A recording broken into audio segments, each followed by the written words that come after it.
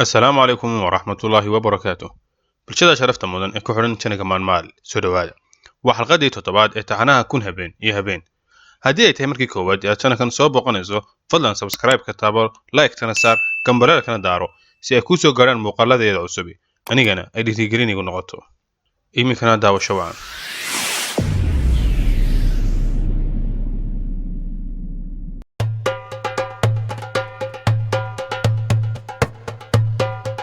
habeenkii sagaalaad ayaa la gaaray. Shahrazaadna sheekadii ayay sii waday iyada oo tiri kadib ayuu boqorkii markay ka codsatay inuu u soo dhawaado si ay gacanta uga dhunkato ayuu ku yiri soo dhawow. Markay soo dhawaatayna seeftii hoosta ugu jirtay inta uu la soo baxay ayuu wadnaha ka geliyay, seeftiina dhabarka ayay ka baxday. Markuu dilay gabadhii ayuu boqorkii qubadii ka soo baxay waxaana ka hor yimi wiilkii boqorka ahaa oo aad u faraxsan. halkii ayuu boqorkii ugu mahad celiyay waxa uu weydiiyay ma boqortooyadaadii ayaad ku noqonaysaa mise halkan aad ila joogaysaa. boqorkii weynaa waxa uu yiri waxaan ka soo tagay ciidankayga oo meel cidla ah jooga, marka waa inaan si degdeg ah ugu laabtaa. wiilkii waxa uu boqorkii weydiiyay imise ayaad u malaynaysaa inaad boqortooyadaadu inoo jirto. wuxuu boqorkii ku jawaabay 2 ilaa 3 maalin kama badna. markaas ayuu dhoolo cadeeyay wiilkii boqorka ahaa isaga oo ku yiri boqorkii weynaa magaalada aad ii sheegtay waxa inoo jirtaa oo aynu u soconaynaa muddo bilooyin ah. sababta aynu sidan isugu soo dhawaanayna waa sixirka uun ee halkan nala joog in muddo ah, waxaana kuu ballan qaadayaa inaan magaaladaada si nabdoon kugu gaadhsiiyo. kadib boqorkii weynaa in muddo ah ayuu wiilkii boqorka ahaa la sii joogay. muddo markuu la joogay ayaa la go'aansaday in boqorka la gelbiyo oo la geeyo boqortooyadiisii. sidii ayayna isku raaceen labadii boqor iyo askartoodii waxay jidka ku soo jiraan muddo bilooyin ahba kadib waxa ay yimaadeen halkii ay joogeen ciidankii boqorkii weynaa oo siday boqorka u sugayeen qaati billaahi taagna. si fiican ayaa labadii boqor loo soo dhaweeyay. wasiirkiina waxa looga warramay sheekadii ka dambeysay 4tii kalluun ee kala nooca ahaa iyo barkadii biyaha ahayd. kadibna waxa loo wacay odaygii kalluumaysatada ahaa ee sababta u noqday in magaalada oo dhan sixirka laga qaado. waxaana la weydiiyay xaalkiisa iyo inuu carruur leeyahay. waxa uu sheegay inuu xaaskiisa iyo 2 gabdhood oo uu dhalay uu la nool yahay. markaas ayaa gabdhihii mid ka mid ah loo guuriyay wiilkii boqorka ahaa halka gabadhii kalena uu guursaday boqorkii weynaa. sidaas ayuu odaygii miskiinka ahaa ee kalluumaysatada ahaa sodog ugu noqday 2 boqor oo ka mid ahaa boqorradii ugu waaweynaa adduunka waqtigaas.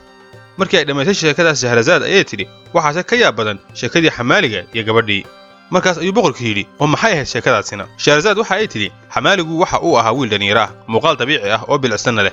laakiin wuxuu ahaa wiil iska danyar ah oo aan waxba haysanin, wuxuuna ku noolaa magaalada Baghdad. sidaas darteed nolol maalmeedkiisa wuxuu ka dhacsan jiray xooggiisa oo wuxuu ahaa xamaali dadka suuqa u soo adeeg doonta alaabta u qaada. maalinkii dambe ayaa waxa dhacday isagoo aan wax shaqo ah haynin oo suuqa iska dhex jooga kuna sintaacsan gaarigii uu alaabta ku qaadi jiray ayaa waxaa soo kor istaagtay gabadhaas oo ku labisnayd dhar xariir ka samaysan aadna u asturan, wejiguna uu u dednaa. intay indhashareerkii wejiga u saarnaa iska qaaday ayay ku tidhi soo qaada gaarigaaga oo isoo raac. markaas ayuu wiilkii kor madaxa u qaaday, balse wuxuu arkay gabadh aad u qurux badan oo indho madow leh, tilmaan kasta oo qurux lagu sheegana leh. xamaaligii waxa uu soo kaxiyey gaarigiisii wuuna soo daba kacay ilaa ay ka timid dukaan albaab weyn leh. waxayna dukaanlihii siisay 2 diinaar iyadoo ka soo qaadatay xogaa zaytuun ah, waxayna u dhiibtay xamaaligii. kadib waxay u tagtay nin midhaha faakihada ah iibiya, waxayna ka soo iibsatay nooc kasta oo midho ah, waxayna u dhiibtay xamaaligii. waxay u tagtay kawaanlihii waxaana ka soo iibsatay 10 rodol oo hilib ah, waxayna u dhiibtay xamaaligii. kadib waxay u tagtay nin cadarla ah, waxaana ka soo iibsatay shamac iyo nooc kasta oo ka mid ah waxyaabaha la isku carfiyo. markaas ayuu xamaaligii yidhi wallaahi haddaan ogaan lahaa inaad suuqa wax yaalaba aad iibsanaysid waxaan soo kaxaysan lahaa baqashaydii. gabadhii inta ay dhoola cadaysay ayay ku tidhi isoo raac. kadibna waxay u tagtay nin iibiya raashinka iyo cuntooyinka iyada oo dhowr nooc oo raashin ah ka soo iibsatay. siday u soo waday ninkii xamaalka ahaa waxa ay keentay guri aad u qurux badan aadna loo sharaxay, muuqaalkiisa korana ku soo jiidanayo. albaabkii ayay u garaacday si tartiib ah isagoo isla markiiba furmay sidii inuu albaabka qof sii taagnaa oo la sugayay. waxa uu fiiriyay qofkii albaabka ka furay mise waxa uu arkay gabadh aad u da'yar, shaf yar oo taaganna leh, waxayna lahayd indho u eeg indhaha deerada, dhabano shuban, sunniyo la moodo bil hadda dhalatay, san dhuuban, af yar oo aad u qurux badan, weji u ifaya sidii dayaxa oo kale, calool yar iyo dhex aad u dhuuban. markuu wiilkii xamaaliga ahaa arkay gabadhaa quruxdii adduunkaba kulansatay ayuu ku sigtay inuu alaabtii uu waday ay ka daadato. waxa uuna yidhi cimrigayga inta aan noolaa maan arkin maalin maanta ka barka badan. kolkaas ayay gabadhii labaad ee albaabka furtay tidhi soo dhawaada. guriga ayuu sii dhex galay isagoo alaabtii wada. kadibna waxaa loo sii gudbiyey qayb sidii hoolka u samaysan, waxaana dhex taallay sariir lagu xardhay go' ka samaysan xariir aad u qurux badan. waxaana sariirta ku fadhiday gabadh iyaduna aad u qurux badan oo leh indho buluug ah iyo joog aan caadi ahayn una qurux badan sidii meerayaasha ifa iyo xidigaha habeenkii. gabadhii sariirta ku fadhiday inta ay soo istaagtay ayay soo socotay xoogaa ilaa ay ka timi hoolka dhexdiisa. markaas ayay tiri maxaad u istaajiseen xamaalkan miskiinka ah alaabta ka dejiya labadii gabdhood ee kale ayaa ka caawiyay inuu alaabta dejiyo markii xamaalgii alaabtii laga dejiyay ayay siiyeen 2 diinaar waxayna ku yidhaaheen waad fasaxan tahay wiilkii markuu arkay hantida gabdhahaasi ay haystaan iyo guriga quruxda badan ee ay ku nool yihiin iyo sida ay kaligood u nool yihiin ee aan wax nin ahiba la joogin ayuu aad ula yaabay isagoo aan weli bixin kana cagajiidaya inuu baxo ay gabdhihii ku yidhaahdeen maxaa kugu dhacay oo bixi laadahay mise lacagta kula yaraatay waxaana u soo taageen 2 diinaar oo kale wallahi lacagta aad siisan ilama yaraanine laakiin qalbigayga ayaa ku mashquulay xaalkiina waxaana la yaab igu ah inaad idinkoo sidan oo dhan u quruxda badan aan wax nin ah idinla noolayn waan ogtihiin guri kasta wuxuu ku tiirsan yahay tiir kaasoo ah ninka guriga aan tiir lahayna wuxuu qarka u saaran yahay inuu daqiiqad kasta dumo dumarkuna nasiibkoodu waxa uu noqdaa mid dhammaystiran markay nin helaan gabadha aan nin haysanina nasiib ma laha idinku waxaad tihiin 3 dumara waxaanad u baahan tihiin nin idin afareeya kaas oo ah nin caqli badan geesi ah hadday dantu keentana idin difaaci kara markaas ayay ku yidhaaheen annagu gabdho ayaanu naha waxaanu ka cabsannaa in sirahayaga qof kale ogaado waana dhibaato in sirtaada la ogaado sidii hore loo yidhi qofkii sirtiisa dayacaa naftiisa wuu dayacay waxa uu ugu jawaabay aniga xamaal keliya ha imalinin waxaan ahay nin aqoon leh wax badanna og halkana duruufta ayaa dhigtay waxaan se ahay qof waxa fiicanna muujiya wixii xunna qariya oo dadka sirahooda xifdiya markay gabdhihii maqleen hadalkii wiilka iyo qaabka uu u qanciyay wiilku ayay ka ogolaadeen inuu la joogo laakiin hal shardi ayay ku xidheen kaasoo ah hana weydiinin waxaan ku qusaynin haddii kale waxaad la kulmi doontaa waxaan ku raaligelinin wiilkii wuu ogolaaday hadalkooda markaas ayay gabadhii koowaad istaagtay wiilkiina gacanta soo qabatay wayna waday iyada oo geysay musqusha kadibna waxay ku amartay inuu soo qubaysto oo isu soo nadiifiyo waxayna siisay wax kasta oo uu baahnaa markii uu soo qubaystay ayuu gabdhihii u yimid iyaga oo qadadii diyaariyey si wada jir ahna way u qadeeyeen markii la qadeeyey ayay tii saddexaad soo qabatay dhalo khamri ah oo meesha taalay waxayna gabdhihii kale mid kasta ugu shubtay koob sidoo kalena wiilkii koob ayay isna ugu shubtay markii cabbeen ee khamriga caqligoodii gaadhay ee ay sarkhaameen ayay gabdhihii wiilkii u soo dhowaadeen isaguna wuxuu isu malaynayay inuu riyoonayo waanu aamini waayey inuu gurigan qasriga ah 3 gabdhood ee sidan oo dhan u quruxda badan uu keligii la joogo wax yar kadib waxaa istaagtay gabadhii weyneyd waxayna iska wada siibtay dharkii ay gashaneed iyada oo barkad lagu dabaasho oo meesha ku taallay gashay oo isku tuurtay labadii gabdhood ee kale iyo ninkiiba barkadii ayay ku dabaasheen markii qubayskii iyo dabaashii dhammaysteen ayay ka soo baxeen maalinkii oo dhanna waxa ay ku qaateen cunto cunis iyo khamri cabis ilaa laga gaadhay habeenkii iyaga oo faraxsan oo meeshii fadhiya ayaa albaabkii la soo garaacay markaas ayay gabdhihii is eegeegeen iyagoo isweydiinaya qofka saacaddan albaabka gurigooda soo garaacay kadibna middood ayaa kacday si ay u fiiriso qofka albaabka soo garaacay kadibna wax yar kadib ayay soo noqotay waxayna gabdhihii kale ku tidhi waxa iridda taagan 3 nin oo cajam ah saboolnimo ba'anina ay ka muuqato sidoo kale way wada madax xiiran yihiin dhammaantood saddexdoodubana isha bidix ay la'yihiin waana dad qariib ah oo waddanka ku cusub waxayna ka yimaadeen dhulka Roomaanka mid kasta oo iyaga ka mid ahna muuqaalkiisa haddaad aragto waad ku qoslaysaa waxayna rabaan caawa inaynu marti soorno labadii gabdhood ee kale ayaa yidhi haye soo daaha soo galaan una sheeg shardiga ah inaysan ina weydiinin waxaan qusaynin haddii kale ay maqli doonaan waxaanay ka raalli ahayn sidii ayaana nimankii saboolka ahaa guriga ku soo galeen markay soo galeen ayay arkeen xamaaligii oo meesha fadhiya sidoo kalena sarkhaansan markii hore waxay moodayeen mas'uulka meesha laakiin gadaal ayay ka ogaadeen inuu iyaga la mid yahay waxa iyagoo faqaya markaa isku yidhaahdeen waar kanina show waa faqiir kaloo ina la mid ah markaas ayuu xamaaligii inta madaxa kor u soo qaaday nimankii ku yidhi quyar meesha iska fadhiya mise waxa ay loodeen shuruudaad halkan ku joogteen markaas ay gabdhihii qosleen kadib markii cabbaar la joogay ee la wada sheekaystay ayuu xamaaligii nimankii saboolka ahaa ku yidhi haddaad heesaha wax ka taqaanaan caawa wax noogu dhufta waxa ay gudagaleen inay heesaan halka gabdhihiina ay jaas u kaceen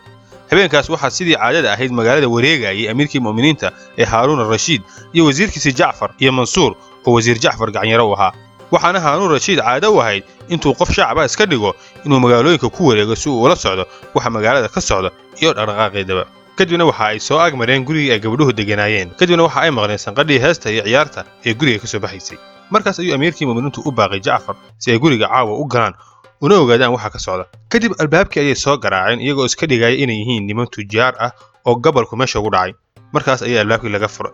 kadibna waa la soo geliyey iyadoo sharad looga dhigay inaysan ka hadlin waxaan qusaynin haddii kale ay maqli doonaan waxaanay raalli ka ahayn sidii ayaanay guriga ku soo galeen gabdhihii ayaa soo dhoweeyey waxayna u keeneen waxay u baahnaayeen in cunno iyo cabitaanba lahaa markuu haaruun rashiid arkay muuqaalka nimankii saboolka ahaa iyo quruxda uu gabdhaha alla siiyey ayuu la yaabay kadibna waxaa loo keenay koob khamri ah balse wuu ka cudur daartay oo ma uusan cabbin markaas ayay gabadhii yareed u soo hagaajisay cabbitaan si gaar ah ay u samaysay maadaama uusan khamriga cabbin wuuna uga mahad celiyey cabbaar markii la joogay ayay gabadhii weyneyd istaagtay waxayna xamaaligii ku tidhi kaalay oo caawi waxay furtay qol meesha ku yaalay oo maanta oo dhan xidhnaa xamaalkii waxa uu arkay 2 ay oo aad u waaweyn oo qolka ku jiray doonfaarna aad u malayso sida ay u weyihiin awgeed markaas ayay xamaaligii ku tiri ii qabo kadibna wuu qabtay waanu soo qaaday isaga oo keenay hoolkii guriga gabadhii labaad ayaa istaagtay oo eygii madaxa qabatay halka tii saddexaadna inta ay ul soo qaadatay ay eygii garaacday weliba si aad u xun ay u garaacday iyadoo eygiina uu qaylinayo markaas ayay haddana inta ay qabatay laabta gelisay ilmadiina ka tirtay madaxana ka dhunkatay kadibna xamaalkii ayay ku tiri orod oo eygan qaad meeshiisii ku celi oo eyga kale ii keen imaamkii haaruun rashiid arrintaas ahaad ayuu uga xumaaday waxa uuna u baaqay wasiirkiisii jacfar isagoo oo kula foqay aynu gabdhaha ka qabanna eydan ay garaacayaan oo aynu weydiino waxa ay sidan u samaynayaan jacfar waxa uu haaruun rashiid ku yidhi amiirulmu'miniinow ha ilaawin inay shuruud inagu xidheen bal aynu xoogaa sugno wax kasta ayaga si kala caddaanaya markaas ay gabadhii saddexaad inta istaagtay oo sariirtii quruxda badnayd ku fadhiisatay ayay ku tiri labadii gabdhood ee kale waxaad haysaan soo daaya